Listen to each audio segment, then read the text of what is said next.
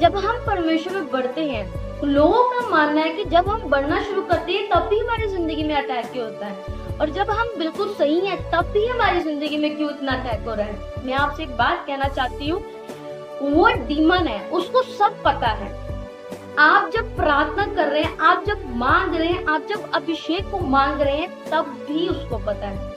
मेरी लाइफ में सबसे बड़ा परमेश्वर पढ़ने का एक रीजन भी यही है, और सबसे बड़ा मैंने इन चीजों का सामना भी बहुत किया है। जब मैंने पढ़ना स्टार्ट किया था, जब मैंने परमेश्वर में बढ़ना स्टार्ट किया, जब मैंने परमेश्वर को खोजना स्टार्ट किया, क्योंकि बाइबल में लिखा है तू मुझे खोज मैं तुझे मिलूंगा।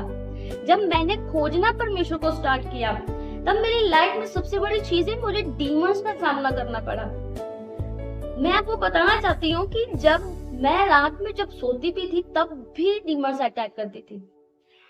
अगर मान लो मैं 5 मिनट मेरी आंख भी लग गई, तब डीमंस इतनी बुरी तरीके से अटैक करती थी, मैं बता नहीं सकती। कभी उसने मेरा गला पकड़ लेना, कभी उसने मेरे पैरों को पकड़ लेना, कई बार मुझे ड्रीम्स ऐसे आने, ड्रीम्स में कई बार मेरी आवाज बंद हो जाना, मैं बुलाती थी, जोर से बुलाती थी, बहुत सारा जोर लगाने के बाद उन चीजों से मैं छूटती थी।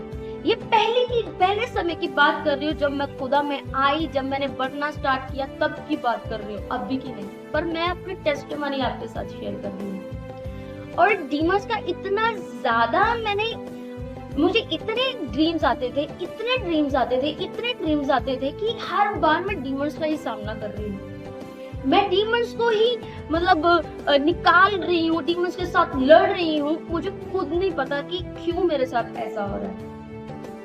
मैं रात भर मैं पूरी रात सोती नहीं थी, मैं प्रेयर्स में बैठी रहती थी। अगर मेरी आंख 2 मिनट भी मेरी आंख लग गई ना, डीमंस का अटैक हो जाएगा।